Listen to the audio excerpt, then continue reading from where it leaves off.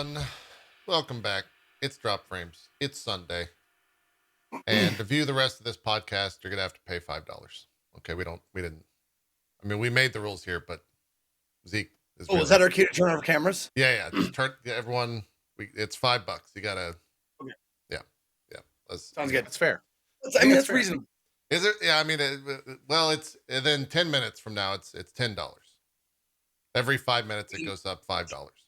It's only $5 times 2. So it's not that big of a deal, right? It's not that much money. Reason. Yeah.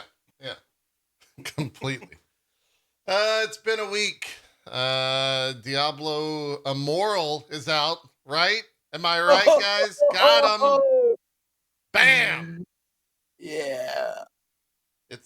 Okay. There we go. Good job. Nice. High five for that one. We did it. Diablo Immoral. Yeah. So creative. So clever. Yeah. And then PlayStation did a bunch of stuff. You guys watched that.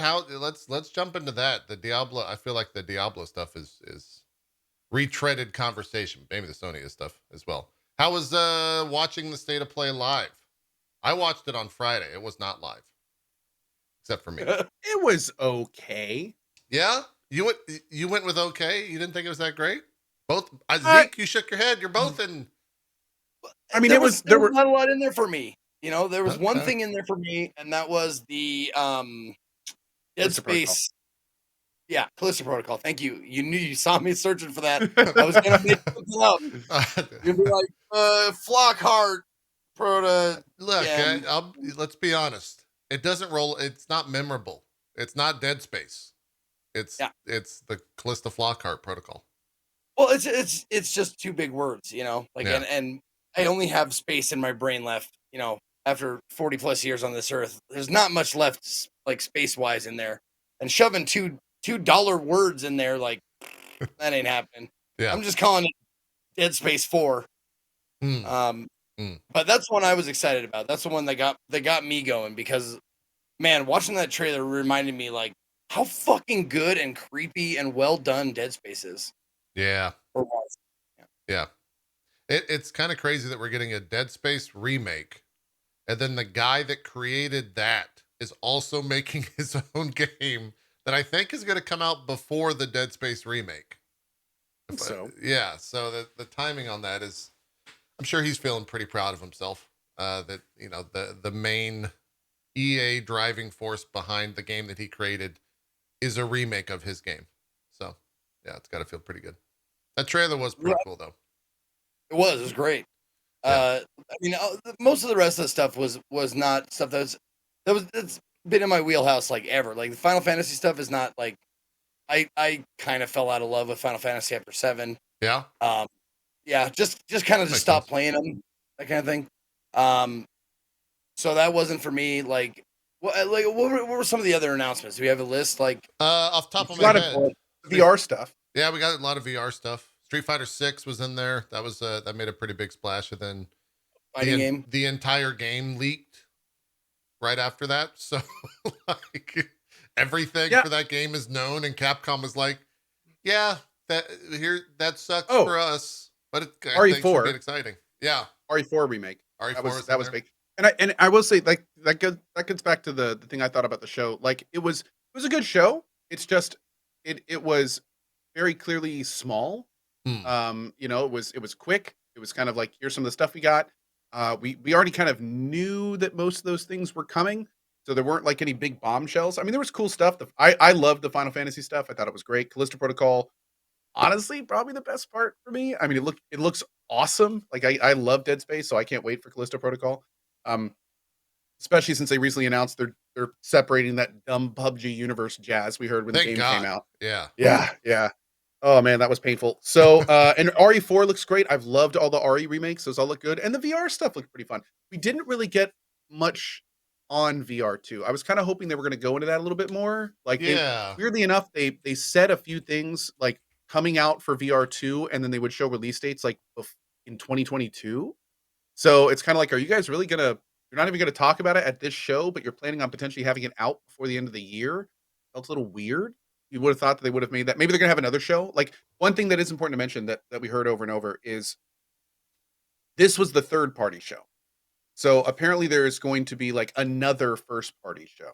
So maybe a lot of the stuff that people feel like there was no God of War, for instance. Right, A right, lot of right, the right. stuff that people may have been wanting to be in this show is probably going to be at a future, as of yet unannounced. You thought they would have maybe like tried to hype up the next show at this show, but the as of yet unannounced next show, which we have no idea when it is, Yeah. should hopefully have a lot more info on this stuff. Yeah. Well, I failed to mention the Resident Evil 4 remake thing because like I just played Resident Evil 4 for the first time last year, and it was great. And to be completely honest, like I'm gonna play the remake, obviously, but like I mean, I didn't think it needed it really because I didn't have any like huge like complaints or anything. The graphics were fine, they weren't like that in between like polygonal like games like Star Fox and that kind of stuff. Like it wasn't like that, like the in between stage. It was not excellent, up to our standards today. But I don't think it needed a remake per se. But I'm glad to see it. But that's probably why it didn't like stick out in my memory. Sure. Yeah. I think it's Capcom just keeping up, what they've already done with RE1 through 3. Maybe not so successfully with 3. As of the most recent one. Like it wasn't bad. The remakes have been it was just awesome. Short. Yeah, like, they've been 2 awesome. is incredible. So I would love to see like they not only have remade the games in general, but they kind of add a lot to them a lot of times. So I'm thrilled to see RE4 get remade. I mean RE4 was good, don't get me wrong, but the RE4 remake, I'm still really jazzed for that. Yeah, and for me, like I've only watched RE4 be played. I've never played it myself, so this is a great jumping in point for me. Kind of honestly playing through all of the Resident Evils in terms of actually playing for the first time. So I'll take it. It kind of weirds me out that we're getting to that point where RE5 is potentially up next, being the next game in the series in terms of remake. I don't know if we need a remake of RE5. That game. Maybe a total remake is what we need. Yeah, can we just delete that game? It wasn't great. Do you guys remember back in the day when there was 2 Ghostbusters cartoons? There was Ghostbusters with like the ape and that kind of stuff, and then the real Ghostbusters because of a copyright like title fight that they were having, right? Yeah. So I think that's what they should do. They should release it as the real Resident Evil 5. They could. Yeah, and just make it completely not even close to the same as RE5. Just completely new story. I mean, for what it's worth, that's word. There you go. For what it's worth, the co-op in RE5 was fun. It was just like such a. It didn't feel like Resident Evil ultimately at the end of the day. It felt like such a departure. Because that was the first one that I played. I was expecting the Resident Evil experience, right? Because like I had watched my brother play all these games growing up. Like, all right, let's be scared as a mother. And then you got like I think that was the one with the where Chris was just like hulked out, where he couldn't even like scratch his ass, if I recall correctly. Is that the one that happens where you start in Africa, right? That's 5. It's yes, yeah. Yeah, I was just gonna say, like, he got beefed up punching boulders, like in between the 4th game and the 5th game, I think, right? Got it. Okay. Yeah. Or he rock punches in Africa. Yeah. Jesus. He's like rock. It's like Rocky doing like rock punches, like out in the fucking snow of Siberia, just like bashing him. So I the only thing I wanted, like, I will reiterate this as far as the Resident Evil 4 remake goes. They better have, like, if not the exact same, like more and improved, like there were like visceral attacks in Resident Evil 4 where you get a certain enemy to like you like hit them enough and they like crumple over, and then you get to do this fucking like super powerful Street Fighter kick to the face, and they just go like fucking cartwheeling away. Like, man, they better have that shit, dude. Yeah. That's all I gotta say. Have that, improve upon it, something like that. Also, Egg, it better have egg. Egg. Need egg. Okay. I don't know egg. I'm excited for egg. You got me hyped. No, it's just a thing you can pick up in the game. You can eat the egg for like a little bit of health, or you can actually throw the egg, and guess what it does? Nothing. 0. Oh. The zombies do not care about egg at all. Okay. Good to know. And the zombie apocalypse, the foretold zombie apocalypse, don't throw eggs at zombies. They don't care. According to Resident Evil lore, at least. Noted. I actually threw an egg at one and then got my head chainsawed off. So that was an experience. Well, what did you think was going to happen? happen? I mean, that's the escalation right there. Throw an egg, get your head chopped off by a chainsaw. That's how it goes. I think that might have been my very next sentence was like, throw egg. Well, I didn't know what I thought was going to happen. And then, bag head comes, head off. It was great. I tried it a couple more times, but it never ever worked. This is a tangent that I think might be the biggest departure from games. Do y'all remember? I think it was in Australia somewhere when that kid threw the egg I think he threw an egg at a politician and the politician punched him. Remember that? I think that happened a couple of years back. That's my sounds like something that would happen. Yeah. It does sound familiar. I'm waiting. Yeah. Okay. Chat's saying that. I was making sure I didn't dream that. That was in the UK. Okay. Gordon Brown did that in the UK. There you go. Get him, Gordon. Yeah. Get him, Gordon. Yeah.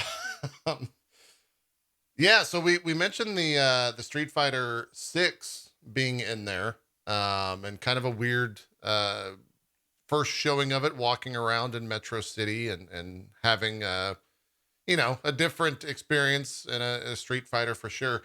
And then on like maybe that evening or maybe Friday, every character leaked. Like 22 characters leaked. They had footage of that game showing like specials. They had like, I think it was Cammy's ultimate move or whatever they're calling it in the game. It's all out there. Capcom tried to do a little bit of damage control, but it's the head of a Hydra, right? When you DMCA 1, 10 more Twitter accounts pop up with all the information. And that information was like designed to be a staggered release over months and months time of big reveals and big character drops and black silhouettes of who's that and like all that kind of stuff, and just ruined overnight, completely ruined. Probably hours and hours of planning and strategy sessions just completely destroyed. It really starts to beg the question of like, do they have any sort of security at Capcom? Because they've had some pretty significant leaks. Even before they had like their entire 5-year game plan leaked, I think a year ago, that detailed this. It detailed Dragon's Dogma 2. Like there's a ton of games on that thing. And so far everything's been correct. The fuck are they like? Are they just using a Google, like Google Doc and then just sharing the link with anyone can find it? I don't understand how this continues to happen over there. They put anyone with this link can leak on the Google Doc. Maybe so. Their tweet about all of that, which happened on the 3rd, was as residents of Metro City, we've all seen things we weren't supposed to see, but we're all in this together. We appreciate all the positive reactions. Thank you for the support. That's about about the best they could do in terms of how to like handle that and have commentary around all those leaks. It seems kind of crazy that it still happened. 22 characters leaked. I'm also a character in that game. Surprise. Yeah. I like your outfit in there, by the way. Thank you. Yeah. It's loud. Yeah. Thank you. Is that a new character or is that a returning character? I think that's a new character. Yeah. I think they have a pretty decent list of new characters there. Of new characters. I think the bottom of this list, the 6 new characters, I think, Riri, Kimberly, AKI, Marissa, Mimi, and JP. I think those are the new ones. Yeah. But I'm not positive. I don't keep on fighting, but I'm assuming because this roster list has names and those are the only ones with like descriptions by them. So I'm guessing the other ones didn't need it. Mm-hmm. And JP is a Russian fighter with a cape, cane, and a quirky mustache. Surprise. That's me. I'm it's great. I hope he doesn't suck. I hope he's like really, really good. And I could use him and be cheap. And yeah, that'd be great. That'd be great. Super about that. That game launches in 2023. Should still be a pretty big deal. Especially after, the launch of Street Fighter V was, I think, a disaster is safe to say. It did not go well.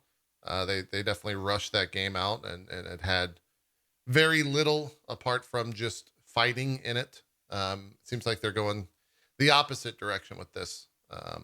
And I think from a greater appeal in terms of audience, having whatever this like walking around in Metro City is, and like having people challenge you to fights and all that stuff, seems like a pretty cool way to attract a greater audience into it. Seems like a lot of work was put in it. That's for sure. Like, yeah, they're definitely really trying something new. Yep. Which is good. Fantastic stuff. Do you think like his I don't know what do they call an ultimate in Street Fighter? Like a max or X move or something like that. Whatever. I think it's an ult. Isn't there? EX move, super, whatever it is. Yeah, they've had a couple different names. Super EX Mega. Yeah. What would since you're in the game? What is your ultimate? Your super? I think my super would be like I get a phone or something and I have someone come fight for me. That's better than. Or have them. I thought it was gonna be like salt, like pocket salt or something like that. No. Yours is like get on the horn, like the fucking DoorDash guy's like, here's your order. Oh God, ow! Exactly. Oh, even better. Yes, they bring him food, and then JP's character goes into the background, and you see him just eating and watching, and the guy that brought him food starts fighting. It's like, oh yeah, we should make a fighting game. Once he's defeated, JP's like, ugh, and like puts his food down and then walks by. Fine. Yeah, that's correct. Yeah. In order to make it official, JP has to strike the final blow, so like gets him like down to I just go and push him over. That's exactly how I go and push him over. The dude does his like I'm stunned thing, and you just come out and like blow on him hard. Yeah, and it says JP wins, and I just like flex at this camera. That's it. That's how it ends. Yeah. But great. I was thinking, like, imagine if, like, we've all experienced how much hype is behind, like, the Super Smash Brothers, like, releases, like, new character releases and shit. Like, god damn, man, this, like, just deflates their entire balloon. Like, it's fucking terrible. Well, I went and watched a bunch of reactions for people that, are part of those genres. For example, I watched Maximilian Dude's response and reaction to this, and he popped off. Like, he went fucking crazy seeing this type of stuff. And so I think even with in his audience as well, I think he was on Twitter saying that he had like the highest amount of viewership on his channel in a 24-hour period on his YouTube channel, at least. And his react to the Street Fighter stuff had like 600,000 or 700,000 views 48 hours after it. He had a lot of response. And so good for him, man. People in the fighting game community are definitely hype about this, right? Like Street Fighter is it's the fighting game in that community. It's the biggest, the best. It's everyone gets hype around that release. So it will, regardless of the leaks, it will still be a big deal. I think within that community, and even with, we know the characters, but we don't know how they play. That community gets very excited, like just seeing how the characters play. That Cammy leak where it shows her EX or critical art or super or whatever you want to call it. It was off of like what looked like a phone. It was terrible footage. And that alone just got that whole community like super hyped, super crazy. So seeing that stuff in full, 4K, it should still do well. I think at the end of the day, it's kind of crazy to consider that Riot obviously still has a fighting game coming out. They've talked about that a lot, and we might get like a head-to-head of Street Fighter 6 and whatever Riot's fighting game is. Like those two could come out around the same time, or maybe even the same year. I think they're supposed to go.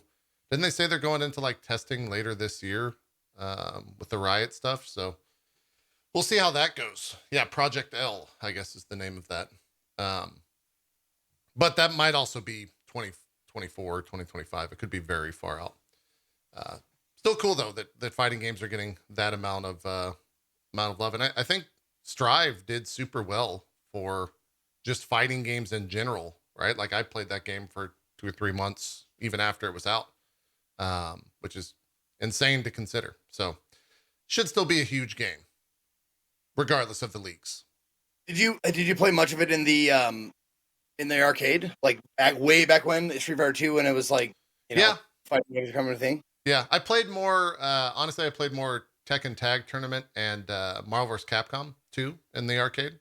I never I didn't go to the arcades much when like Third Strike was out. I definitely watched Third Strike be played a lot, but it was always by people that were actually good at the game, and I couldn't. To my knowledge, there wasn't a character in like Marvel vs. Capcom or Tekken where I could just be real fucking cheesy and try to get wins in the arcade scenario setting. There's no Eddie Gordo. There was no. God damn it! You just took words right out of my mouth. Yeah.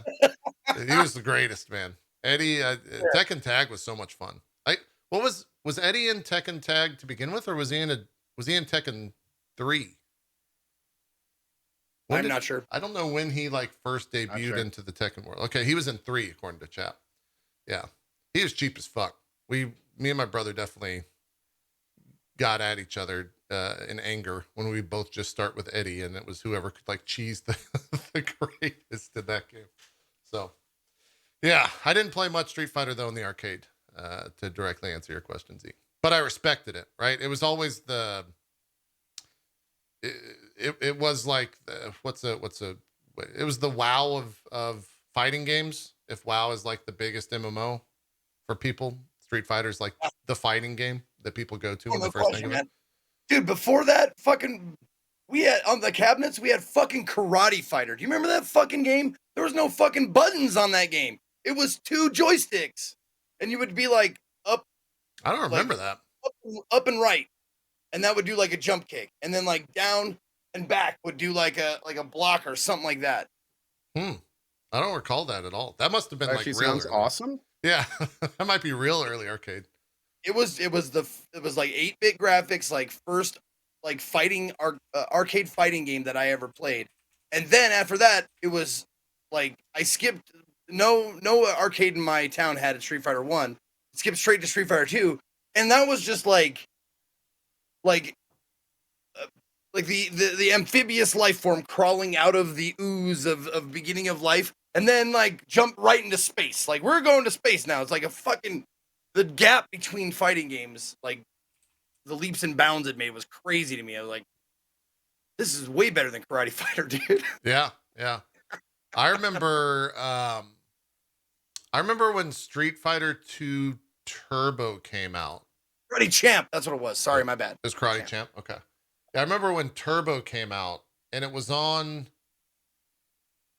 like a system that was incredibly expensive at the time. Maybe it was the Mega Drive. I think it was the Mega Drive / Genesis. We didn't have one, but my brother's friend of a friend had one, and he was kind of a sketchy guy. And so I remember him coming over and bringing the system, and we were all like, "Oh my god, the fighters look real, man. They look so good. That's real life, bro." And it was a ton of fun. And was it the Neo Geo? Yeah, maybe it was. I forgot what system. It was incredibly expensive. 3DO was super expensive. Maybe it was 3DO. Yeah, I forget exactly, but it was like the only way to play that game initially. And I remember him bringing that over. Super sketchy guy. My brother's like, "Yeah, don't talk to that guy. he's kind of sketch." I never knew why he was sketch. He seemed like a perfectly normal dude. I don't know what was wrong with him. Maybe, who knows? Who could say?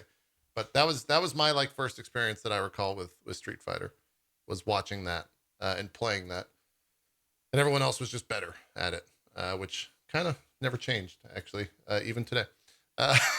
So I'm very excited regardless though, for Street Fighter 6, that could be a ton of fun. I will begin practicing on my not fight stick. What is it? I have like it's all buttons. What is that thing called, chat, that Jay Wong made me buy? Cheating is what it's called. Is the hitbox cheat? Yeah, hitbox. It's not cheating. Oh, I'm kidding. Hitbox is great. It is kind of cheat though. At least it's awesome, is what it is. Yeah. Do you have one? I've heard it. No, I've considered getting one. It's great. If I get into a fighting game as much as I did Guilty Gear. Yeah. Maybe. I mean, like, that's one thing I've always struggled with is precision joystick stuff. Like, there's nothing more frustrating than when you've practiced something like 50 times in practice and then you go to your first round and that split second you try to do it when it would have been perfect, you just completely just get a little bit off and your character just does like a low kick instead of the thing you're trying to do and you're just like, ah! No, I'm yeah. Yeah. No, I was the same way in Guilty Gear. Then I switched to hitbox, and once I actually learned, it's about the same amount of learning time as it was for me when it came to using a proper stick. But once you learn to do it, it was, you can't fuck up the commands at that point because it's a button press. It's not a stick, essentially. That would probably be what I need. It's great. If I do it because I know the commands for, Dragon Punch, Fireball, and all that shit, but I'll be damned if I can make them work 20% of the time. Yeah. Yeah. Ridiculous. But with buttons and shit, that's why I like the direction they went with most of the D-pads on controllers now, that they're all, they're separate, separate buttons. Not to give them too much free advertising. This is a hitbox right here. That's what they look like. Just buttons. I have this one right here. They're pretty expensive for what they are. I don't know what they're making bank on that thing.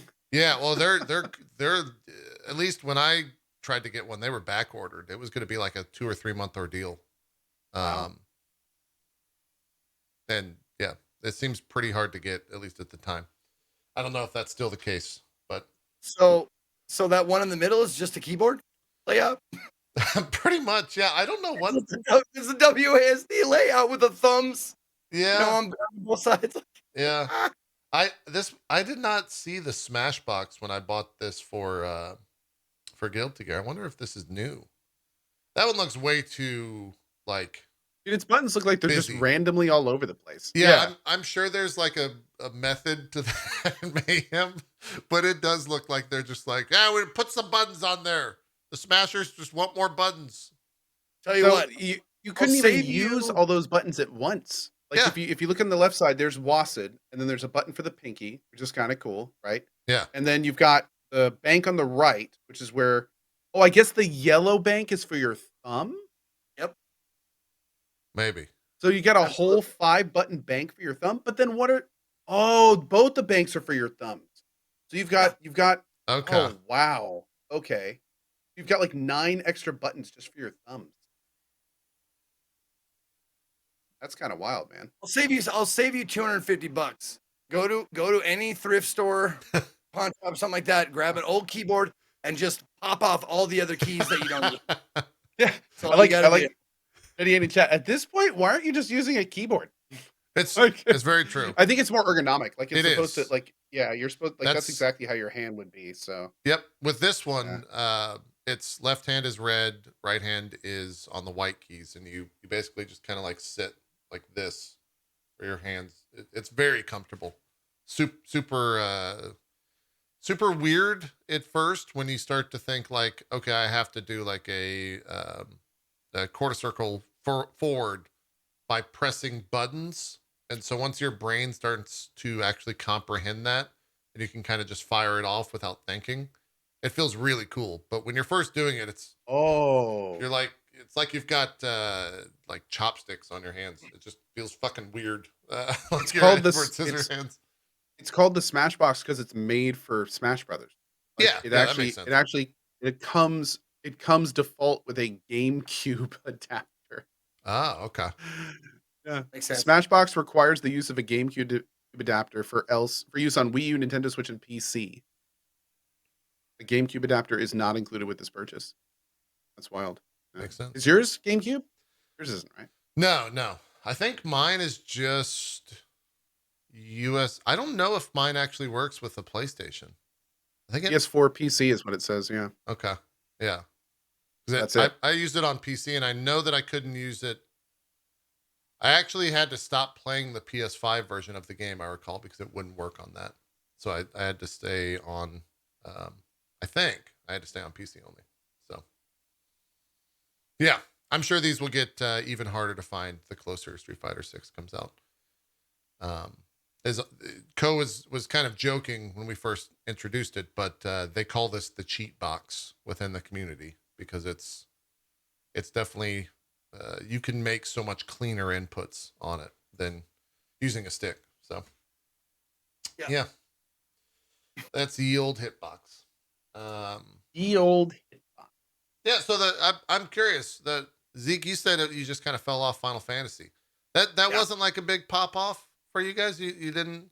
I thought it was great. Okay, I was in an airport watching with 2 other people right in front of a TSA line, and people were staring at us because we were sitting there like screaming as they introduced it all. I think it looks more like a movie, man. It looks like a movie with some like super actiony DMC combat. Like it looks like they're taking the stuff from 15 and just kind of taking it up to the next level.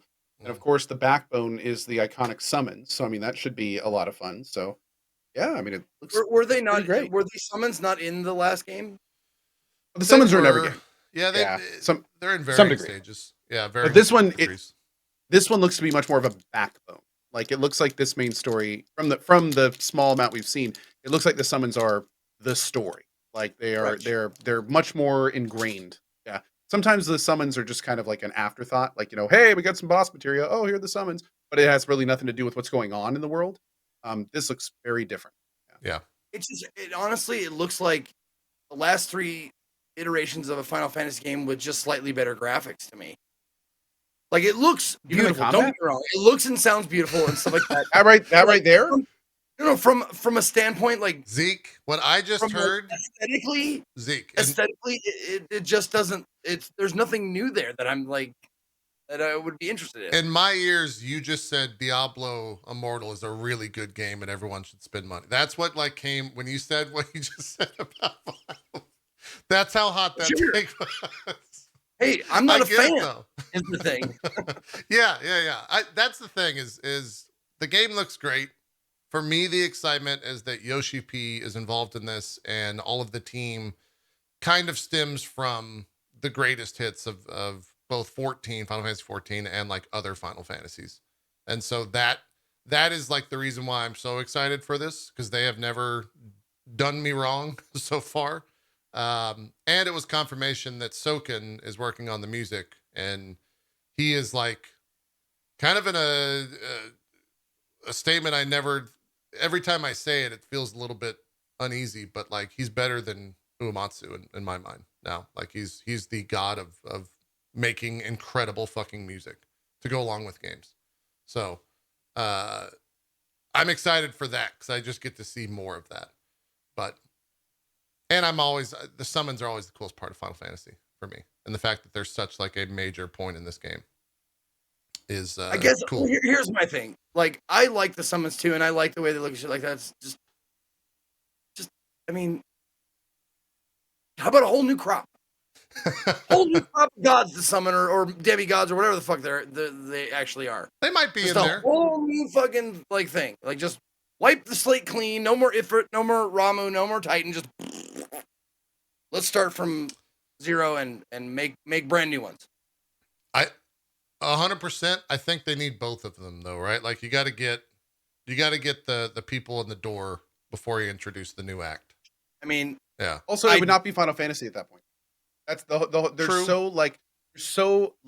The way that these games work is that they're all different, but at the same time they have a loose connective membrane that kind of connects each one of them, be it chocobos or the summons or little tiny Easter eggs or things about certain characters. So what you're talking about is what Final Fantasy actually is that kind of stuff. I got it. That being said, go ahead. Sons, daughters, kids, children of the icons. Yeah, maybe. That would be cool. What I will say is them starting a new franchise, like similar to Final Fantasy, but maybe with like not such a silly name, because I think at this point it's kind of ridiculous that we have like 16 Final Fantasies. Maybe starting a new franchise could be kind of cool.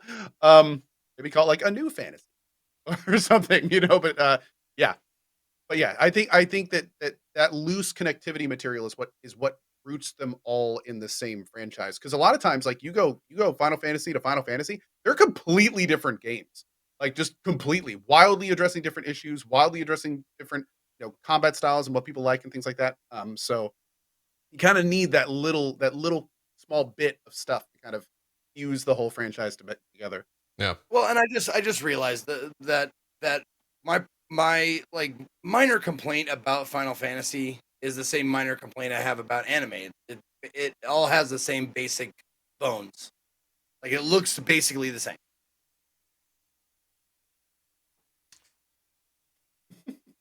Hey, listen, I'm not wrong. Coming from a anime has a formula, has a form it follows. Coming from a non-fan of the franchise, such as yourself, I see exactly why you'd say that. Like, no, it makes sense. It makes sense. You have to remember, JP, Zeke doesn't pay attention to what he doesn't like. So, I mean, obviously, since he's not paying any attention, he has a completely uninformed opinion. Yes. Can you, anybody out there who's like, oh, I'm outraged, stuff like that? Can you look at something that's drawn out or animated or anything like that? Can you pick out anime? If the answer is yes, that's my point. What do you mean by pick out anime? Like if you put a bunch of characters lined drawings, up, or no like backstory, no context, no nothing. Can you look at it and go, that's anime? If so, that is my fucking point. There is a formula and a structure. The skeleton is the same. Okay, I see what you're saying. Most anime, yeah. Gotcha. Okay, all right. I'm loving the hot take, Zeke. It's a hot take. I should have started that with like, I haven't been a fan of Final Fantasy since 7. I played 14 up till like max level was 70 then. And then I had a decent time and I fucking fell out of love with it because I was max level and I didn't have the same pull to do I get it. The top level shit. I get it. You know? I get it. Anyway. To be I don't hate anime, by the way. I think you do, though. I really think you do. And maybe all of Japan. I think that's what we're approaching. If you listen, here's the thing. Stack it up side by side. I've played at least double the anime games that either of you fucking played. And I'm not even kidding. Definitely more than me. That's JRPGs, you probably still have played more. I would say I'm down to like 1 or 2 JRPGs a year, but you probably do play a lot more than that. Yeah, it's great. I played Anime Standing, man. Anime Standing. That's true. I forgot about Anime Standing. That is a thing. You made me remember it. What about Spider-Man coming to the PC? You've also been to Japan. Yeah, you have. That's true. What about Spider-Man coming to PC? Are both of you going to replay that? Is that just is that a lukewarm PC? Replay? Oh yeah, replay. Sorry. I no, I haven't played it. That's what I'm saying. You did not. You skipped it completely? Yeah. What was out around the time that came out? I'm curious what you played instead. Not because it was the wrong choice. I'm just curious what took your attention. Wait, people are saying I did play it. Did I play Spider-Man? Yeah, I thought you did. Wait, are we talking about the new one or the old one? No. The new one is in part of the PC release, but we're just talking about Spider-Man in general for PlayStation. That's what's coming out in August. I could have sworn you played. I played one of the Spider-Mans, but then I didn't play the second Spider-Man. I thought this was the second Spider-Man. It's both. It's both. Spider-Man plus Miles Morales was a standalone game that was part of that. That's what I didn't play. Yeah. Okay. I didn't play the Miles Morales. I thought that's what this was. Yeah. No, I played the original Spider-Man. That was the one. Was that the one with Doc Ock? Yes. Your Green Goblin? Yep. Yeah. Yep. Yeah. Okay. Yeah. I played that one. I didn't play the second one. Yeah. Is this going to prompt a playthrough in August? Not at all. Zeke, are you going to go back to it? I played the core. I don't know, core game. I don't know, whatever it is, but yeah, I didn't play Miles Morales. I honestly, if you put all Spider-Man sides, they all look the same. They all look the same. I mean, but I mean, I might play it if it comes out when it comes out for PC. I mean, I really enjoyed the previous Spider-Man game. I don't see why I wouldn't enjoy this one, but I did play the Spider-Man game. That was an off-stream game for me too. That was a have fun, just swinging around and open world doing shit kind of a game for me. Yeah, I think it actually might like game of the year or something. That might have been like one of the first years we did. No, it was like year 2 or 3 that we did Spider-Man. Let's see if I'm curious where that actually ended up on I think it probably cracked the top 3. I think it might have even got the second spot for me. Let's see. When did that come out? I don't see it. Let me just control F this. Okay, so Spider-Man came out in 2018. It was, wait, what is this category? It was actually your second. Was it it was number 2 for you that year, Zeke? Yeah, so I thought I remembered that. Yeah. Yeah, it was 4 for me, and it did not crack Zeke's list. Or I mean, Ko's list. Sorry. That was like Pillars. The other games came out there: God of War, Yakuza Kiwami 2, Subnautica, Return of Obra Dinn, Bard's Tale 4, RimWorld, Council, Celeste, Astrobot. That was kind of that whole year. Tetris Effect, Monster Hunter World. So, yeah, you rated it higher than I did. I put it at 4. You put it at 2. RDR2 it was one of those games that one of those rare games that I would recommend to anybody. Like anybody, any gamer of any stripe, of any like seriousness, quote unquote. That it's a fucking great game for anybody to play. No age as well, no matter what your age is. It's just fantastic. Yeah. Should be. I'll probably end up replaying it on PC. I enjoyed it a lot, and also there's no other video games coming out this year, so I'm in for that alone. What is there anything else? We Callisto Protocol, Spider-Man, talked about some of the VR. It's crazy to see the VR stuff just in general when VR is. It feels like VR is kind of at a low point in terms of general cultural interest in the video game world within VR. And they're kind of like they are doubling down with PSVR 2. So that was a very strange thing to see sprinkled into a pretty big event, the pre-not E3 week, and half of the quote unquote conference, a 30-minute thing, was kind of devoted to VR. So that was a little strange. They're putting big IPs in it. I thought the Horizon stuff, it looked like, to make the ongoing joke, all VR games kind of look the same, and those games look like VR games, right? Like it looked like a VR Horizon game, where you're doing some climbing and like shooting a bow, and it wasn't anything that we hadn't seen already in terms of mechanics within VR. And so if they don't do anything crazy with that, I could see it being a little not that big of a splash. So we'll have to see. What about RE8 VR? You guys going to replay that? I could totally play that again in VR. Yeah. Do you think it's going to have, apart from the baby thing, the baby sequence, do you think it's going to have the same like impact as 7? I wish that I would have played it first in VR. Yeah, for sure. I think that they definitely should have done that. But I think it'll still be cool. I think if we wait long enough and forget the jump scares and those parts, it can still be really fun. Yeah. Yeah. For Resident Evil games, for the most part, for me, like they feel like an experience, and it's kind of like watching a good movie. Like I don't want to watch it again right away. I want to let it sit, and then when it comes into my mind, I'm like, you know what, I haven't watched that in a while. I'm gonna play that. It's just too close. Like, give me like 4 or 5 years, and I might like get nostalgic for RE8 or whatever. But right now, it's like I played it.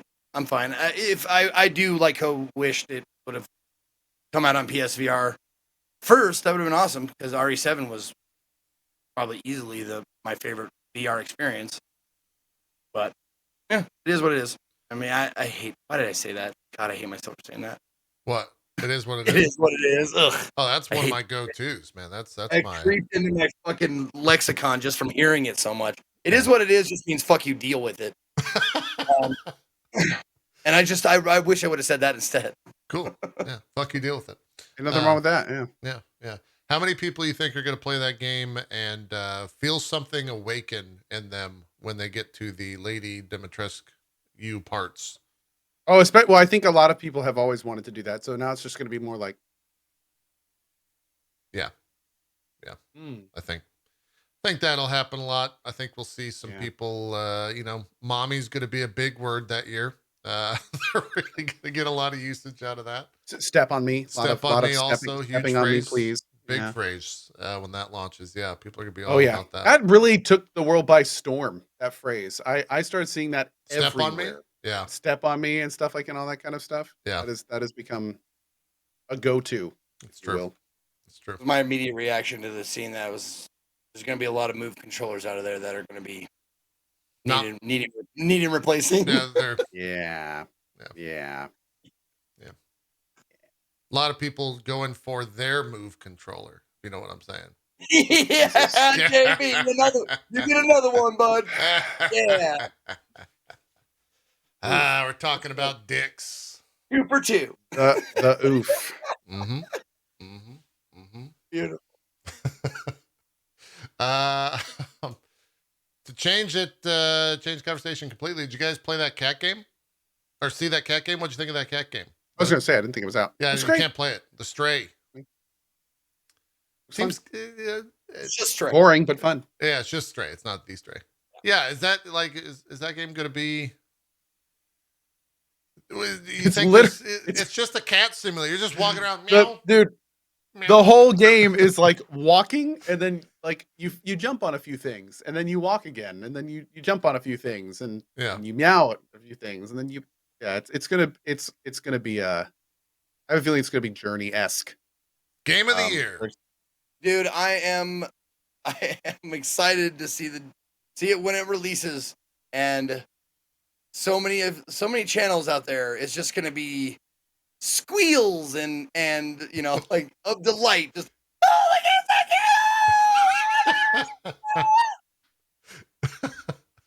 wow. It's just gonna be like switching channels like.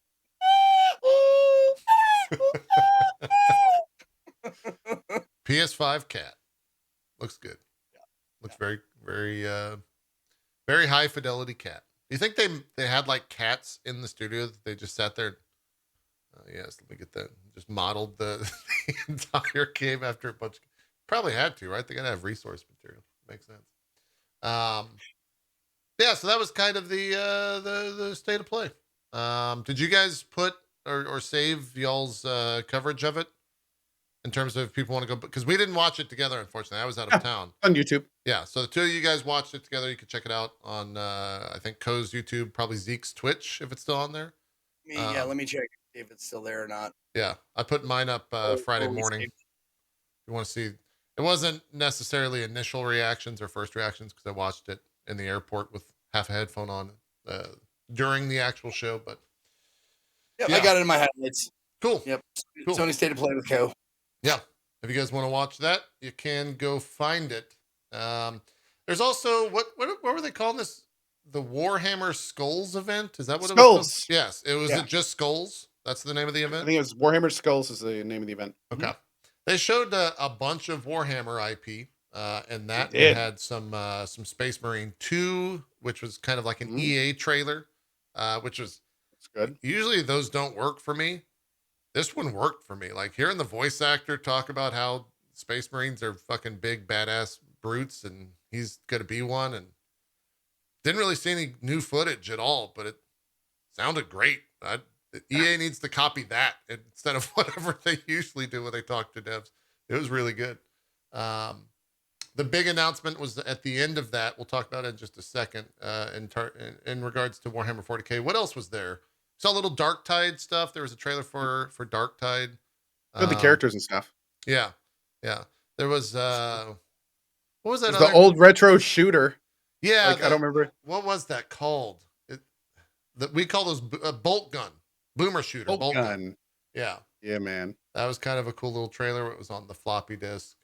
And then there was one more. Oh yeah, Immortal Empires, which is that's the Total War Warhammer 3 link to 2 and 1, all in one singular game, is what Immortal Empires is. So I know fans of that series are very much looking forward to that, being that it's going to be like the mega map, which will be really cool to see as someone that necessarily doesn't play those games or play those games to the extent that they should be played.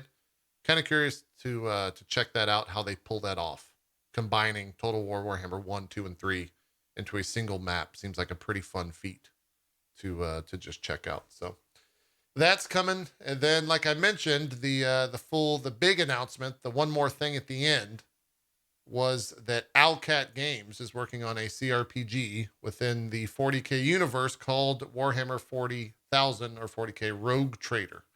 Yeah. Be still my heart. Oh my God. I coke out the Holy Spirit there for a minute. Zeke, I got the vapors, man. Praise the Emperor. Praise the Owlcat. Yeah. How do you feel about the art style? I wasn't expecting it. Looks kind of 80s vibe to me. I think not only is it like old school cartoon vibe, but the first thing I thought is, I bet that's pretty easy to make. So I'm hoping by going off that. Here's the thing. There's a silver lining to this. When I saw that, I was like, this looks pretty basic. This looks pretty easy. It looks good though. But I hope this means we're going to see a lot of it. I hope that means that it's going to be like, there's going to be like a story told through these animations, which is really cool. Then this stuff came up, and that stuff was great. Yeah, definitely. I loved everything I saw about this. Owlcat proved with the Pathfinder IP that it can make giant, awesome games when it's given like, huge amounts of lore to work with. And honestly, there is very little lore that is larger and girthier than the Warhammer lore. And it's 40K, which is so great. I love that they're getting out of fantasy and going into kind of the tech sci-fi realm. So yeah, I have super high hopes. Also, what's kind of fun is this particular IP, Rogue Trader, kind of touches a lot of other facets. So unlike Chaos Gate, which was just like one faction of the Ultramarines, the Grey Knights, I think they're called, or whatever they're called. This one kind of touches all sorts of different things. So in the press release, it says you can have like side characters that join your party that are all over the map, from like an Ultramarine to like I think they said an Inquisitor to like bounty, like all sorts of stuff. So it's going to mean that we can see lots and lots of different things in this, the way that it's done. So I know very little about the Rogue Trader IP and everything, but I am very excited to explore it. Yeah. Also, can I just say they called it Classic CRPG, which was a little weird. ATM machine. Yeah, exactly. Rest in RIP. I guess that is true. Yeah, I hadn't considered that, but that is a little. The only thing I can think of is that they are using the actual classic definition of CRPG, which is where it came from, where CRPG originally meant computer RPG. For the first iterations of like Baldur's Gate and Fallout and Icewind Dale, in those games, they were RPGs that people were used to pen and paper at the time, but on the computer. So they were CRPGs, which is where the term came from. Right. So maybe they're going that far back with it, and more power to them, my boomer amigos, if that's the case. but yeah, these days CRPG generally means classic RPG. So yeah, whatever. Yeah, it is what it is. Not the big deal. It is what it is, Zeke. Yeah, it is what it is. It is what it is. Yeah, I'm just sad that all the Owlcat games, they all just look alike. You can pick them out, like you can look at them and just say like that's an Owlcat game. It's a formula, man. Yeah, they're pretty samey. The unfortunate thing, though, Zeke, that you're really forgetting. The unfortunate thing you're really forgetting, and here's the true hot take, is there are 100 hours of just pure boringness. I couldn't imagine. It's like 150 in some cases. I know.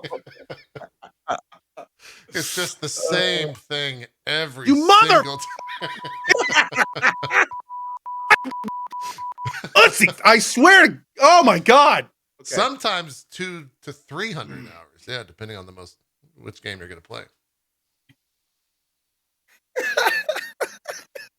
See, I turned my camera off because I didn't want the hate of everyone else. You're turning your camera off because you're done with the show.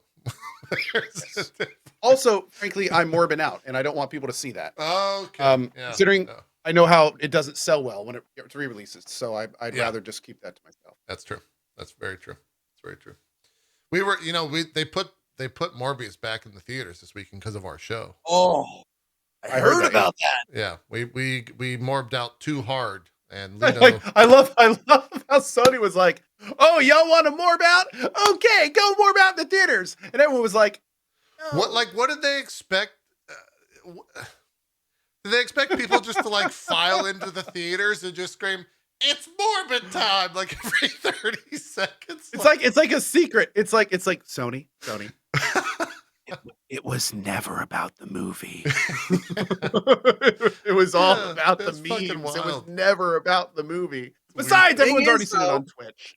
Yeah. So it might get like a if this morbid shit like keeps continuing as it has been, it might get the Rocky Horror treatment. Like, people are going to theaters. There's like I think that's what they were hoping for. They're throwing shit, at certain times, that kind of stuff. Yeah, I think they were going for like that or like The Room. The Room. That's probably more like it because Rocky Horror is actually pretty good. Yeah, it's a pretty good film. They expected people to want to go watch it ironically. With gas prices the way they are, people don't want to ironically spend their money. So I don't think that was probably the best bet to make. Yeah, you can't spend money on gas. You got to spend it on Diablo Immortal. Thank you. Speaking reason. Yeah.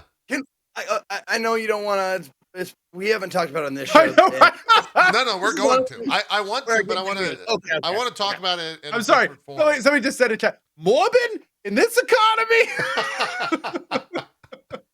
I like that. That's pretty good. Diablo Immortal. I like that one too. Diablo Immortal. That's good. So Diablo Immortal came out. The game, maybe the one game that has that game had like the most controversy from inception to release? Like it started with y'all have phones, right? Like it kept going. And now it's like in this weird fever pitch of people realizing that mobile game. I feel like people are realizing that mobile games exist again. They're all just like down with the mortal and down with mobile games. I think the big thing with this is, mobile games have traditionally been, especially the most egregious ones, have traditionally been games that are pay to win. I mean, take, the standard, games where you have your little town and you have to pay for things to be rushed, and people can pour thousands of dollars into these games. Like, we've always known they've been there. Mm-hmm. They've always kind of been off to the side, and they've been like, you don't want to participate in that, you go participate in that. And if you don't like them, you just stay away from them and it's fine. Mm-hmm. It's kind of like gamers have been in like an Attack on Titan style city, and Diablo Immortal is like the first Titan that made it over the wall. That's what's going on. So Diablo Immortal is like, oh, your beloved franchise, now we're coming for you. Like they're coming for the gamers at this point. The Titan has made it over the wall, and it's just and Cash is drooling from its mouth, and he's like, I'm coming for you, and gamers are freaking out about it. Appreciates and prides himself on making good analogies. This is thank you. That's a winner right there. It's like, great. People, I agree. When Diablo Immortal was announced, everyone was like, "Oh God, this is actually happening." And then there was that small vocal minority. No, but it's Diablo. It won't be that bad. That was the big line. It won't be that bad, and it won't be that bad has turned into, well, you can still play it without spending anything. Yeah. And it's like, yeah, you can still play all that stuff. The point though is that the entire game, the word that keeps coming back that people are talking about is predatory. And predatory happens, and I kind of talked a bit about this back in Deus Ex when we were talking about the fact that like Deus Ex allowed you to buy skill points. Mm-hmm. So does that mean that they actually changed the game that would have been there to encourage you to buy the skill points?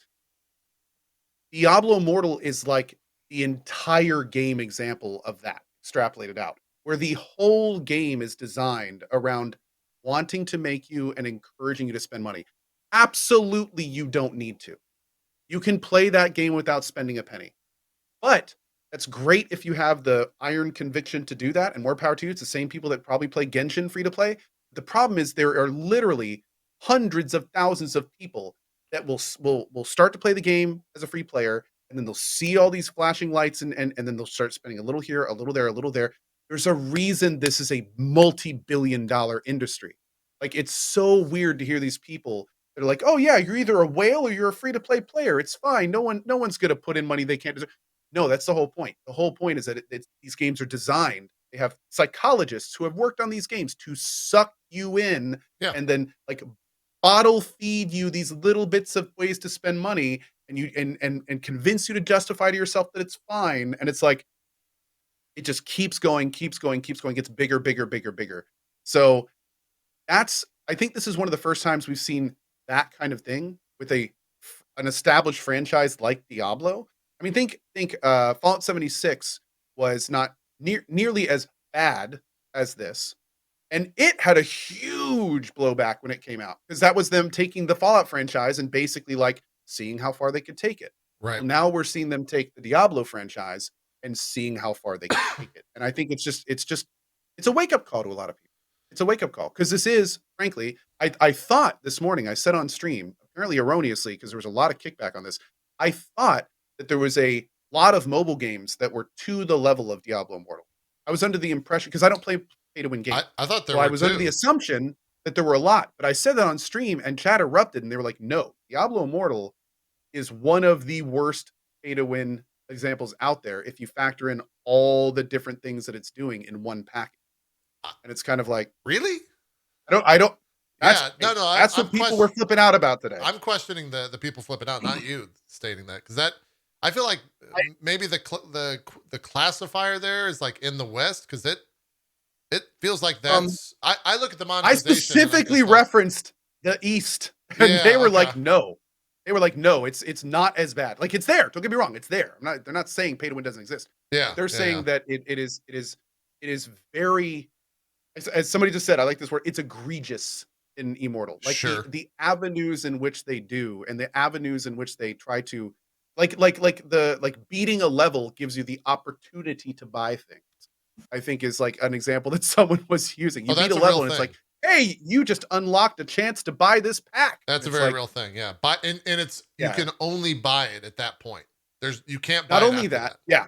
Not only that, the fact that there's the awakening system, so where you fill it, you get items powerful enough, and then you can pay money to make them stronger, and the only other ways to get that is like a very least small amount during the free to play process. Yeah, and there's one of my emote artist Julia actually linked me a video that was like 37 minutes on this, and I ended up watching mostly all of it, and they were just going through like all of the different things that you can buy and how the systems work, and like how it compares to the free to play aspect, the way that you put in. And I mean, it's wild, man.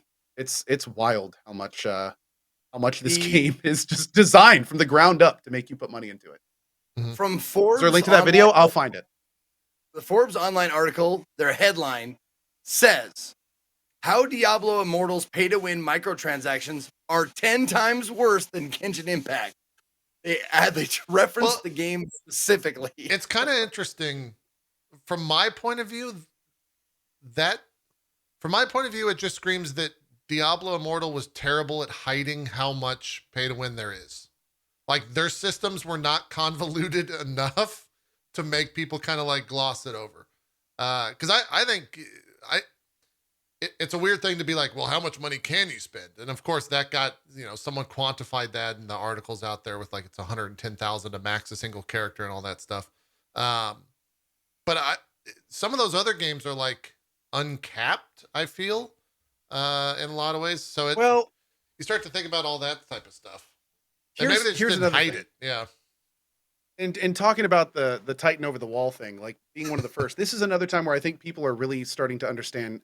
At least this is one of the things that has really gotten me thinking about this more, how painfully necessary it is to better inform the consumer about this kind of thing. Sure. So like I made a video on the fact that like if you download a game like Diablo Immortal, I sometimes you'll see a tag on it, this product contains microtransactions.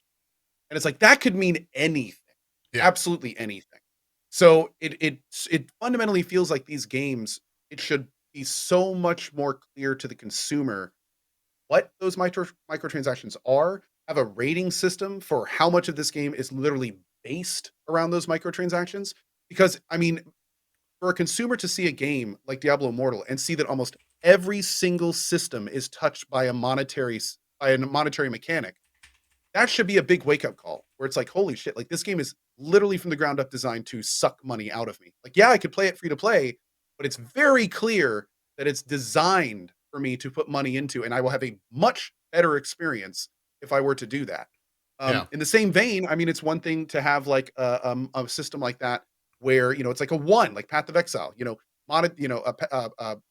monetization one offers cosmetics and one time buy stash tabs, or Warframe could be a two, offers purchasable or offers items purchasable that can normally be obtained by farming. And there's all sorts of different things you can do by it, but Yeah.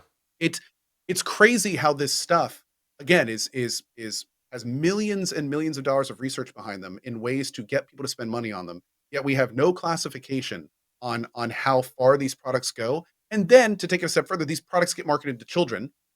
And it's kind of like, and a lot of them contain the exact same mechanics that we say here in the US. You got to be 18 to do.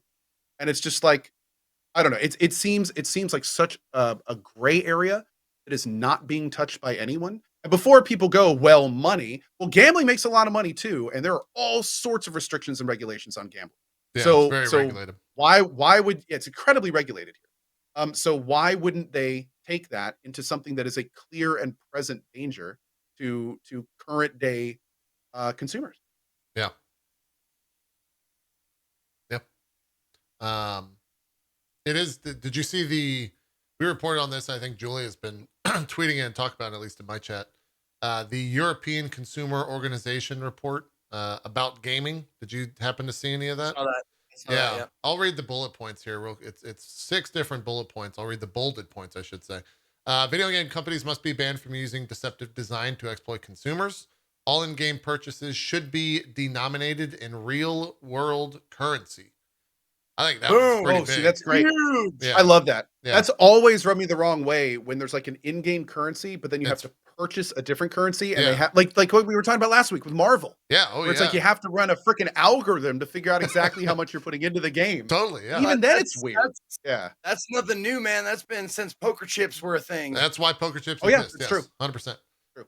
Protection of minors must not offer loot boxes, should not contain pay-to-win mechanisms. The caveat there is games likely to be accessed by minors must not offer loot boxes and should not contain pay-to-win mechanisms.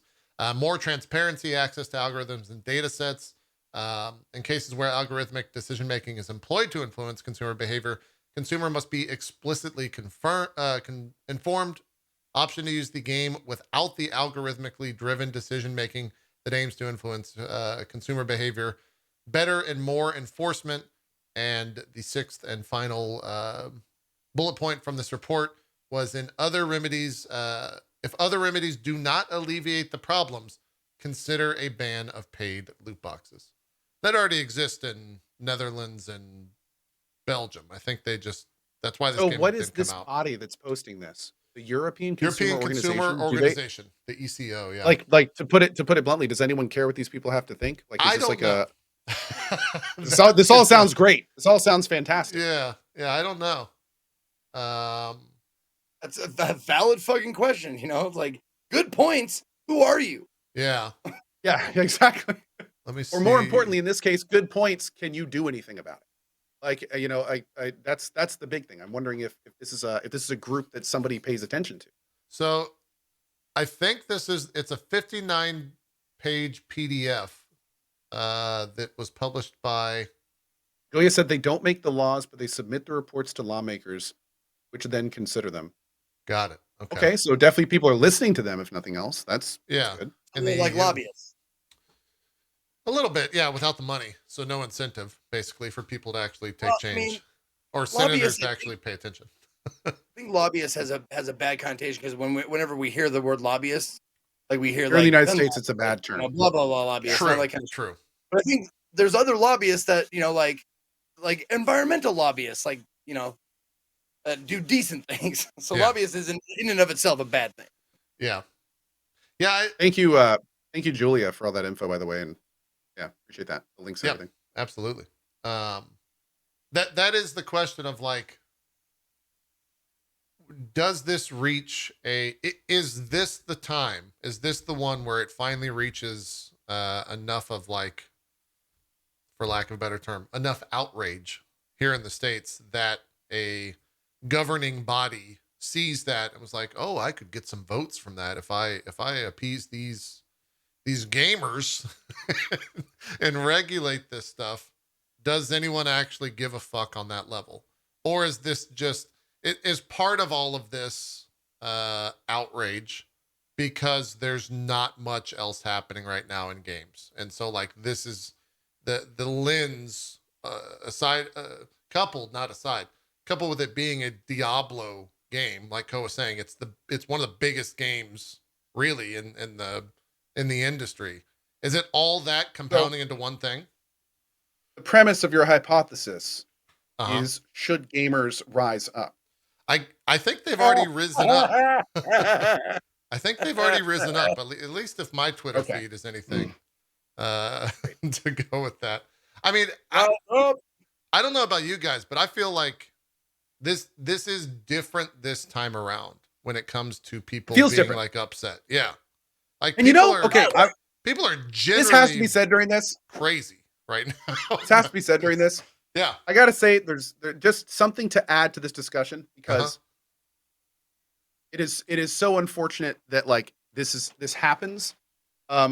Because like we all have worked with people to some degree that have been involved with Diablo Immortal. Yes. And there are people that poured their heart and soul and hundreds to thousands of hours in making the game the best that it can be. And it is so freaking unfortunate that those developers are getting caught up in this. Because it's like, they're just like, we just wanted to make the best game we could. You know, we didn't decide on the monetization. And there's been some hate towards the developers, which is unfortunate, because you can very quickly tell that it's like, they're not the ones that made the decision to monetize this product. And some of them have had a lot of passion in the game and wanted to deliver the best Diablo experience they could. And it's the TLDR of what I'm trying to say is, make sure you're angling any of your negative emotions on this to the right. Because there's definitely been some rather public thrashings over this stuff. Yeah. And it's just like, you're yelling at the complete wrong person, man. Yeah. And yeah, there is the argument, as somebody just said in chat, but they decided to work at Blizzard. That was their choice. But that doesn't necessarily mean that when they started the product, they knew it would become this. And also, I mean, think about Diablo. I mean, when you think about part of the outrage is that people didn't think it would be this bad. So it's like, you know, when they started this program, maybe they didn't know that either. So I'm just saying, like, if you're talking about like a UI dev or something, you know, don't necessarily yell at that guy for the monetization issues of Immortal. Yell at the right people. Yeah. It's not the guy that did the cinematics is not the person to yell at this stuff. Reminds me of the times that DJ Wheat just got like people yelling at him for shit. Dude, yeah. Doing. I'm not telling you not to be mad, by the way. I'm not telling you not to be mad. Oh, okay, for the record. Don't tell me how to feel, Co. Who should I yell at then? Who should I be yelling at? I'm not Twitter, saying don't be mad. I'm just saying make sure you're at the right person. Yeah, stay on Twitter, yell at the void. No, I'm friends with the community manager for kind of all of Diablo. And it's been interesting to have conversations. What is their name? Give me their name. It's very easily researched. Well, it's interesting. I mean, but it's very talking about angry gamers. I mean, I don't know if y'all we can talk about this after the Diablo Immortal stuff, but the stuff that just happened with Bungie. Oh, I didn't see that. They had to take down a guy's Twitter account because, I mean, people were telling him to like kill himself and stuff over decisions he was making in the game. And he was, and this is an employee that was apparently huge in the community. He was really well known for being transparent with things that were happening in the game, and like he would kind of go above and beyond and like, you know, tell people what was going on, and they just totally jumped on him because of some of the decisions they were making in Destiny, and they pulled down his whole account, and they were like, he's not going to talk to y'all. Jeez. Like you can't show him. I think, what was it, Sledgehammer, whoever the big community guy is, put up a tweet thread, and he's like, if y'all can't respect our guys, like they're just not going to talk. Like it was ridiculous, man. Yeah. That's awful. I didn't know that was a thing that happened. Was that on Friday when that went down? Little side thing there. It was very recently. I'll see if I can find the tweet thread here. Sure. Yeah, and that also is a I think part of the conversation for all of this is like outrage is Damage control. definitely something, but it's targeting that outrage is really hard when it's a company. Because like, yeah, you could say fuck Blizzard, right? I did it on stage a couple years back. It's just you could say fuck Blizzard, but ultimately that means nothing. But the second that you can target that as like a real thing, that's where it goes. Unfortunately, a real person. Um, so that's social media in a nutshell. I would say with that. Um, and I do agree that this instance of outrage over all this stuff is a degree higher than I have seen, and kind of recent memory about really anything. Like if I go back over the past like year or so in terms of different controversies within the gaming world, like this is the most I've seen people riled up in a pretty long time. And that might just be because this time around, like the conversation at the heart of it is kind of centered around Twitch and around the spaces that I, operate in and move in. And there's streamers out there that are doing like, I'm going to spend as much money as possible as like a cautionary tale. And that's like a whole thing that's driving a huge amount of conversation around that. Um, but it definitely does feel a lot different this time around. Last big outrage was probably NFTs. Yeah. Yeah. That was I kind of don't an esoteric thing. Like it was not that wasn't focused on one entity, right? not it was Well, in a it kind of sequence was every time events. it popped up. It was Right. the kind of thing where Sure, yeah. like a company would bubble to the surface saying they're supporting them, and then they would become the target, Yeah. and then it would fade away. Which makes me wonder: is Immortal just the first big pay to win game that's bubbling to the That's going to surface? do this. Like Well, maybe this is it's the kind of thing where as we see more companies try to make these free to play games like this, yeah. that we start seeing more and more targets of the gaming community kind of pop up. And If you think about it though, like it really has to do with like I say our audiences, but I think the Twitch greater audience, like Call of Duty Mobile, while nowhere as far as I understand, nowhere near the level of kind of pay to win or um, whatever that Diablo Immortal is doing. It's been doing this for a long time and it's been doing this very successfully. Same as Genshin. But like our audiences and the greater video game audience, it's one of those things where they don't necessarily care about those IPs in that regard. And so I think it didn't blow up. Like Co kind of nailed that with the Attack on Titan or not comparison, but reference. they went up to the wall and beat on it. They didn't make it over. Yeah. Like they made some noise, but they didn't quite get into the city. Yeah. And I think that has a big part in it. It also Genshin definitely had. I'd say Genshin was the closest we've had since then. Like the gotcha mechanics and the loot boxes, like there was some noise made about Genshin when it really went mainstream, especially when it was doing its big stuff across Twitch. Like right. when we saw a lot of people Sponsored doing sponsored streams Genshin stuff. yeah. That became a little much. Nothing like Diablo. If Diablo Immortal's 100, like maybe 30. Yeah, it's Genshin. nowhere Like it was near. never a huge deal. But I also feel like it was because a lot of people knew what Genshin was. Like they knew that it was a gotcha mobile game. They knew exactly when they were playing it, what they were getting into. And I feel like that's a little different with Immortal. Like people think they're playing a Diablo game. Yeah. Not a free to play, let me get as much money out of you as I possibly can game. So that's, I think, one of the reasons it made it over. Yeah. You definitely start to, at least I have, anytime I do something now, I think about the idea of like, would I care or would I X whatever emotion if it wasn't X IP? And so the statement, would this be the same if it wasn't Diablo? And I don't think it would. I don't think absolutely it would, not. Yeah, it wouldn't be as big. It would not be half as big. Yeah. If it was just some random action game. Yeah. Even if it got popular. Yeah. Not even a fraction. Yeah. And that's, I'm not saying like stop the outrage. This is ridiculous. I don't put words in my mouth before you even think that. If anything, that's why people should be outraged. Yeah, absolutely. This is the time we've seen a major, well-known IP make that plunge in the United States. I should say for a Western audience, I guess maybe is a better way to say it. Okay. Let me just like let's make it more specific to like the video game mobile shit, because if you've ever been to Vegas, I've seen like Sex in the City slot machines. I've seen like Sure. Star Wars slot machines. Like I've seen beloved franchises turn into straight up no nonsense gambling. Yeah, that happens all the time. There's pachinko machines and stuff like that. Yeah, with Konami, that's like, their business now. Yeah, absolutely, it's their business, man. Yeah, I think they. Yeah, I mean, what is it? The big. Something like a little. You know how like the TM or the R like register, they have a little G, like gambling. Like this is Diablo Immortal. Yeah. Oh, dude, no, that's what I was saying on that video I was talking about earlier. I think there should, just like there's an ESRB rating where you can see like teen or mature, and then if you look under it, it shows a little reason of exactly why. We need that for microtransactions. We need a level like between 1 to 5, and then right next to it exactly what the microtransactions are in the product. So it's like if you see a 4 or a 5, like underneath. Yeah. Well, just saying there should be so much more awareness about this stuff. Yeah, I that brings up another interesting argument though, that honestly, like, I think I know where I sit on this, and I want to think in like the global perspective that where I am on this is good. But at the same time, I've seen so many people just say, no, that's dead wrong, Co. It's interesting. So the premise is, is it okay to tell other people how to enjoy themselves?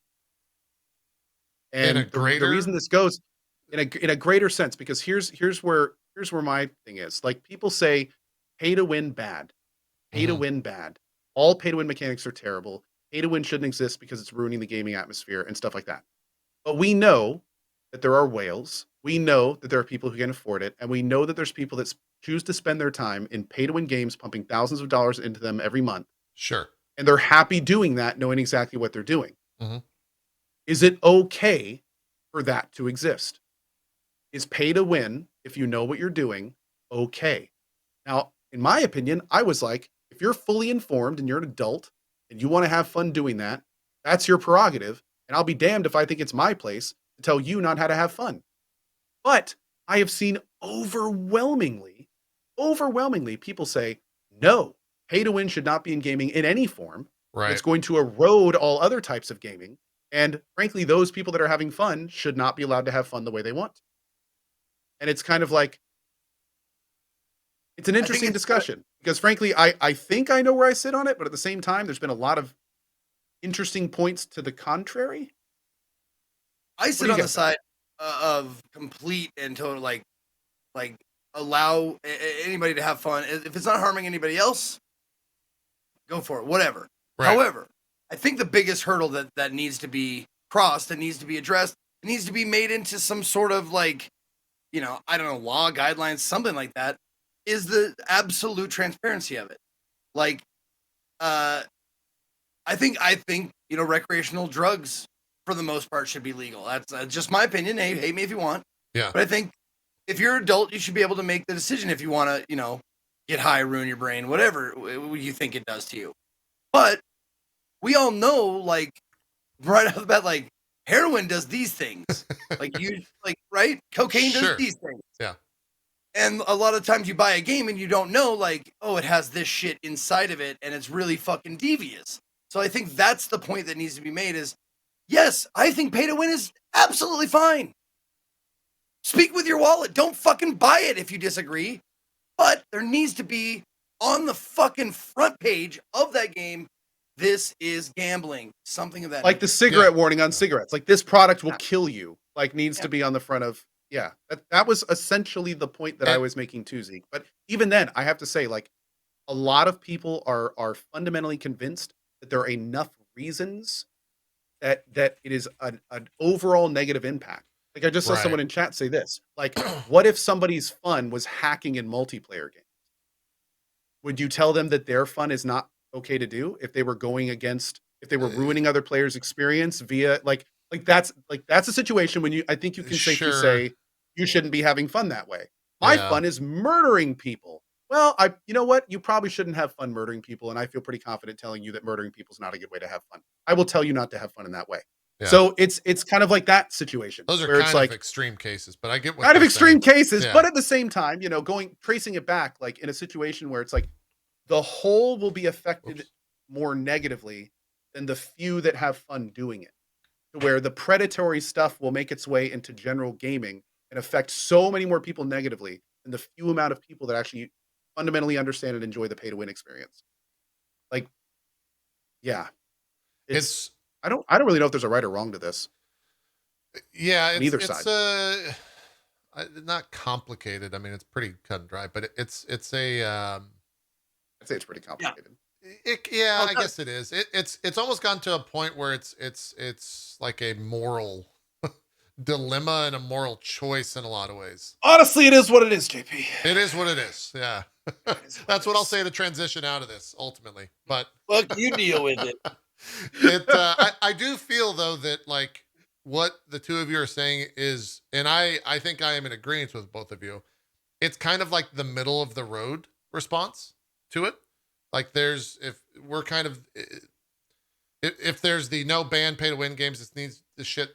Those people are crazy because Pandora's box is already opened and there's no way you're getting rid of this. Like they're I'm sorry, but it's not going away.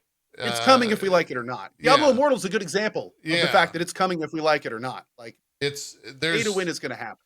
There is literally nothing you can do to stop this type of stuff from occurring more. Except not buy into it. Except not buy into like it yourself. What Zeke said. That's what you do by not. Yeah. Well, that's. I think as an industry, there's nothing you can do to stop it. As a person, you just don't take play. You don't take part, and then that's that. Good point. Good point. But yeah, as an industry, like we're already there, and we've honestly been there for a while. Diablo Immortal's just the one that affected you because it's Diablo and it's Blizzard. Somebody just brought up the good point in chat. Or you could just be like people in the EU and just ban it. That stops it pretty good. Yeah, EU's different. I mean, you guys are right, but hey, we've got. I could, if we want to point to other situations here in the U.S. where we're struggling. I could do that. Not necessarily where I want to go with the show, but yeah, fair. Fair. Let's avoid that completely. Yeah, I don't know if that'll. I guess. Do you guys ever truly think that will ever occur in the U.S.? I don't. A banning of free to play type pay to win games? Yeah, or some sense of like super heavy regulation. I could see heavy regulation if the government and the people in our government could get on board with that regulation, funneling more money into their pockets, just like gambling. Right. I think if they could somehow get to where it becomes regulated and a portion of those profits go directly to states, which then are the people that get voted on into office, I think that's a quick way to get it regulated. I'm going to give you a shitty blanket statement. If the House, the Senate, and the President all match whatever side they're on, maybe. That's pretty much in agreement. I think that to steal from Co, at least where I've heard the term a lot, it becomes a very slippery slope when, let's say, certain people within the U.S. government get a hold of video games and monitoring that and where else they go in terms of the governing of what that whole industry is. It's going to be a state by state for sure. Just like Nevada's gaming, like gambling and that's like true. Yeah. prostitution laws, like are completely different, like than any other state and shit like that. So and there's states that allow, online gambling. There's states that don't. There's a reason everyone goes to Vegas. Yeah, like that's how that works. You're gonna go to some country to do free to play games. That's just laughing about. We're going to Vegas. We're gonna all play Genshin. Bring your phones. Get your battery packs. We're going. Let's get those phones, don't you? It'd be like an event, like a huge when there used to be those huge LAN parties and stuff like that. Those are great, man. Free to play pay to win buses where people load up in buses and go to Vegas and they play a bunch of pay to win games. Someone just said in my chat, quote, man. I have a second home in Florida because gacha is legal there. Oh man. We laugh about that. If we start to govern that in the US, I could totally see that shit happening. Oh, for sure. Yeah. Like it could totally be a real thing. Yeah. Which would just be ridiculous, but also like But then again, maybe kind of fun if we get to that dude, point. I mean, who has the money? If the people that are for gambling and making gambling games, or the people who are against it? I bet you it's yeah, I can show you some statistics on mobile games. Yeah, we absolutely say that, but it's like there's so many mechanics in free to play games that are similar to gambling. It just hides it behind different things. Like somebody showed me a picture of a Diablo, one of those paid levels. Yeah, and it was just a screenshot of it was just full of those gold seals that you have to check on. Yeah. And then it showed a comparison of a free to play player, and I think there was like one, or something. And it's interesting because you think about like if you go to Vegas and you do, slot machines, you get that dopamine hit when something big happens. Well, it's like literally in these games, these free to play games, you're getting the dopamine hit when you see all the items drop, and then you get to mouse over them and see if any of them are good. And it's like the what's happening in your brain is so similar. Totally. In terms of getting that thing, and you're having to put money into Immortal to get that out. So it's wild, man. That stuff existed. The dopamine. That's what modern day ARPGs are in a lot of ways. Even without money being thrown into it and paid. They're loot boxes with a little work to open. Yeah, that's all they are. Like if you really want to be real about it, the reason you play PoE is to see that fucking big drop. The reason that you play Diablo is to see that big drop, and now you can pay to see that big drop. Because why wouldn't you, right? Like that's what the companies think is why wouldn't you be able to pay to see that stuff? Hey, as someone brought up in chat, this isn't new. I mean, you're talking about the same thing with like Magic cards back in the day. Oh yeah, buy your packs and it's all very similar stuff, obfuscating that core want, which is getting the dopamine hit, of pulling that good card, getting that good drop, and the difference is like how much money you can put in to make it happen. Absolutely. So it's all related. Yeah, I guess really at the core of it, that's all video games are ultimately is simulations to make you feel something. And so if you could pay in a lot to of see ways, that, which you kind of do, absolutely, beat the big boss, get the big cinematic, rescue the princess, absolutely. But it becomes a very different thing when you're paying, when they make you pay to do it. Like when they make you they make you buy the game. Yes, exactly. See, now wait a second, but you have to buy the game. It's all video games, gambling. Wait a second, all video games like this? What is going on here, man? Any of you guys got any of them dual lands out there? Phil Spencer just like pulled up his phone. He's like, guys, we got to take these three out. They've cracked the code.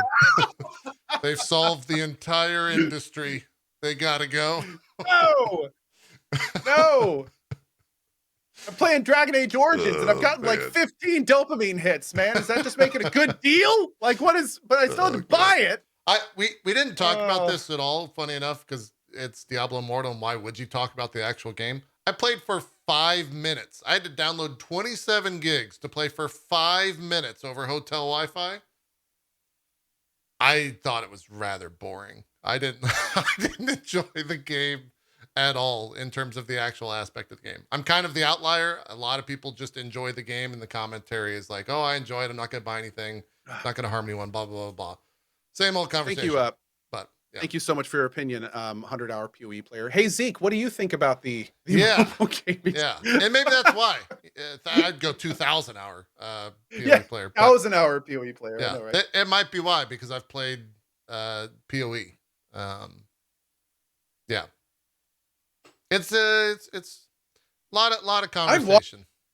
I've watched a lot of Immortal, like just to see what people are doing and kind of like see how it looks, and it looks like a more zoomed in Diablo 3. Yes, I mean with a little bit more flashiness, a little bit more and less monsters and textures, mobile mechanics. Yeah, but I mean it looks like a zoomed in D3. Really, I've seen. Honestly, like just thanking my genetics for having not too great of eyesight and really fat fingers. So mobile games have never been very good. I'm all over the place. Like it just sucks. Diablo Immortal's got you because you can plug in a controller or download the PC client. Zeke, why bother then? It's not mobile. Yeah, true. You shut up. How dare you? Yeah. I know I can play it on PC. I was making a joke. I'm sorry if the joke wasn't good enough for you to understand the point I was making. There you go. I apologize. Yeah. That's not directed at me. That's directed at Can I take a piss, or are we going to take a break or not? Yeah, we'll probably take a break. There's just there's so many different conversation points. Because then you think about like Diablo 4, right? Like that game's still coming out. Did they just completely burn their reputation? Is it like done? Dude, that's a game that they're going to ship. What kind of mechanics are going to be in Diablo 4? That's the only question I have right now. If they see Diablo Immortal's stuff work, how much Diablo Immortal is going to be in Diablo 4? And even if they don't, it's the poisoning of the well, right? Of exactly what you just said. How many people are going to be cautionary towards Diablo 4 because of Diablo Immortal? What if they immortalize it? What if we're seeing like pay to get better loot and rifts in Diablo 4 and stuff like that? Like it's gonna be very interesting. Very interesting. Especially if you're doing the pay up front deal, right? Pay $50 to play Diablo 4, and then they add a bunch of this stuff in after the fact. Totally. I just see a room full of people, like the whiteboard, like, okay, we're gonna monetize it like this, and then something like you hear like coming down, there's like they hated it, scrap it all. In chat, I'm seeing chat bring up a great point. The even crazier part of this is most likely Diablo 4 is going to ship under Xbox's brand. Like that deal's going to go through before Diablo 4 comes out, most likely within a year. So now it becomes Xbox's problem. And so then the hate will be targeted at Xbox instead of Blizzard. So like, Bill, good luck. You just really start to think about all that stuff. And here's another question. It most likely will be a Game Pass game. So now you'll have a Game Pass game that if they decide to immortalize it, like Ko just said, which is a great, coin that term there, Ko, then you're having a Game Pass game with Diablo Immortal stuff inside of it. And then you're really thinking like, well, fuck. Is the whole industry screwed? Like where does this stop? Where does it's every single person who ever said that pay to win is bad and it should just be, it's like, aha! Gotcha! Yeah. That's what we were talking about right there. That's what we were saying. That's why we said it was bad. Yeah, gotcha. That's the best term there. Yeah. There you go. They collectively, a giant boom is heard around the entire world as 1 million mics are dropped and they all just walk out of whatever room they're in. No. You'd have to pay to hear the mic drop. That's the real thing right there. That's the real world. Let's take a break. We'll see. Let's take a break. We'll probably talk some more stuff. We need to talk about our not E3 plans coming up this week. So maybe we'll do that to start. And then maybe video games after that. We'll see. We were talking about do you not like Jeff that much? You're not going to call it SGF. You're going to call it not E3. Dude, I have a story to tell you about why I'm calling it not E3. And that's because the industry is not calling it not E3. But I'll tell you the full story after this. We'll take a break. Has nothing to do with Jeff. Nothing to do with Jeff. We'll be right back. More drop frames coming up right after this. We'll see you then.